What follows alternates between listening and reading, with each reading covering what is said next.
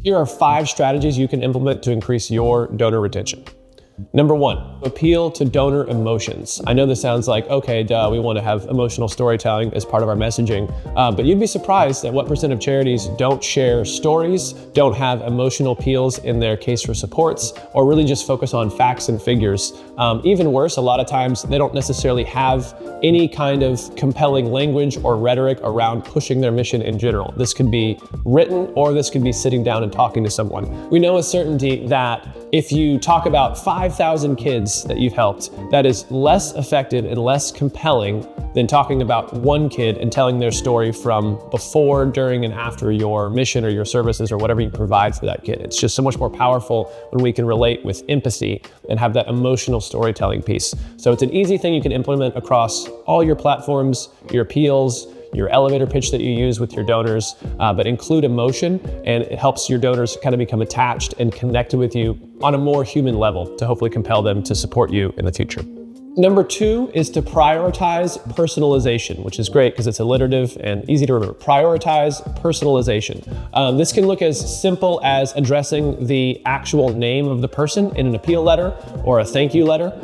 You obviously see sometimes you get those junk mail where it says like, dear valued customer or dear current resident. Like, you know that appeal is not for you, or that ad that you get in the mail is not for you. It just feels very transactional. It's just like, oh, they're just trying to capture anybody. But if they say like, hey Jake, and address me by name or address you by name, you're much more likely to get involved. This works even better on the recognition side. So yes, it works in the appeal or on some sort of a capture mechanism to get those dollars in the door. But once you do and you have the thank you or the acknowledgement letter or whatever you have in your recognition policy to do after that first gift, make sure that's highly personalized, not just with the donor's name, but you can acknowledge their giving history too. Something as simple as, hey Jake, we've noticed that this is your 3rd gift this year. That, you may not know this, but that actually puts your total over $1,000, which qualifies you for our Emerald Club. So we wanted to send you this welcome packet as an ongoing supporter of ours. We're so grateful for everything you've done for the kids or whatever.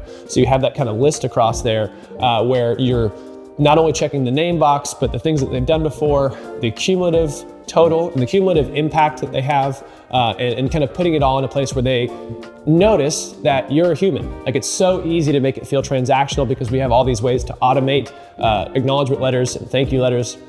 But the more that we move away from that towards the more human personalization, same thing that kind of goes back to the empathy storytelling piece, the more that we can feel like they're a real person and feel like we're a real person and that we're connecting on a more human level. So always provide that personalization at every single point that you can, especially in all your written communication.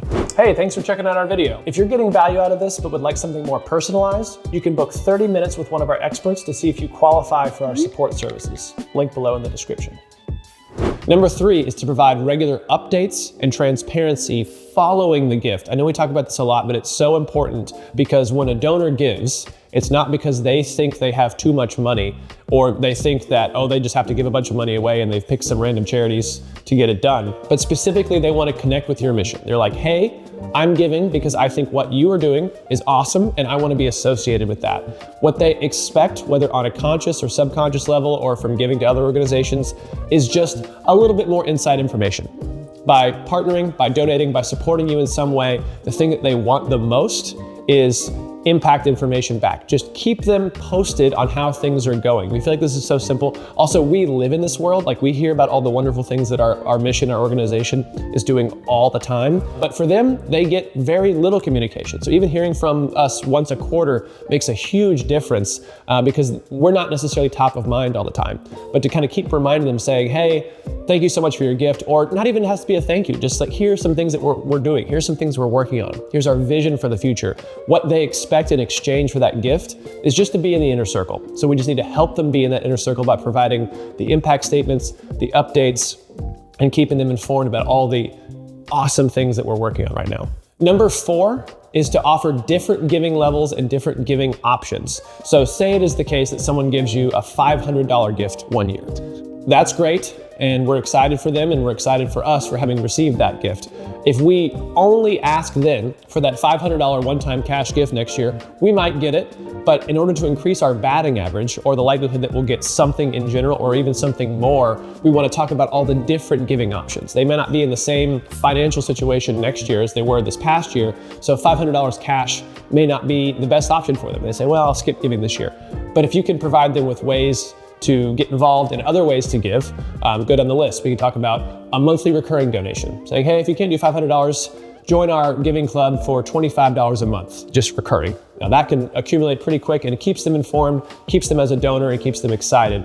You can offer stock giving options. You can offer options on planned and estate giving. So once they give once in a specific way, don't assume that is the only and best way that they will always give. Maybe that is the way they want to give, but we want to give them a little bit of agency and a little bit of options of like, you've supported us before, and if you want to continue to do so, don't forget that we have these variety of options that you can do that. Maybe it's a volunteer opportunity. Maybe they want to give a little bit of their time as well. Each of these touch points that you have helps kind of bring them closer to that inner circle that we're talking about. So critical, not just to say, well, they're a $500 donor, so that's what we're going to do, and we're just going to keep them at $500. Throughout all of history. That's what they're going to give every single year. Obviously, we want to upgrade the donors, so maybe we ask for 1,000 the next year, but still giving them that menu of different things to choose from, not in the outright ask. Those should be specific, obviously, but in your informational updates. Hey, did you know that we have this program? Hey, did you know that you can support us in these ways? Just kind of keep those in mind and posted on your website, your materials, so that people have a lot of variety. All right, number 5, and perhaps the most powerful thing you can leverage to keep people supporting your organization from year to year is to foster a sense of community. A lot of times, the main reason that people give, other than of course just being asked, the main reason that people continue to give and enjoy giving is fellowship. They want to connect with not just your organization, but other people who care about this specific cause. Some people just give to charity because they get asked and that's the one that they're interested in that year. But most people have kind of a lane that they prioritize. Some people are like, I do education, I'm very passionate about that. Or I support the arts, big advocate for the arts. It's like they're underfunded. Or healthcare is huge. I've had a bunch of things happen in my family where I know the importance of having local access to critical healthcare. I want to support free clinics that give equitable access to healthcare to all. Whatever these lanes are, your donors probably have one of these specific passions, and they may support you year after year in that same space.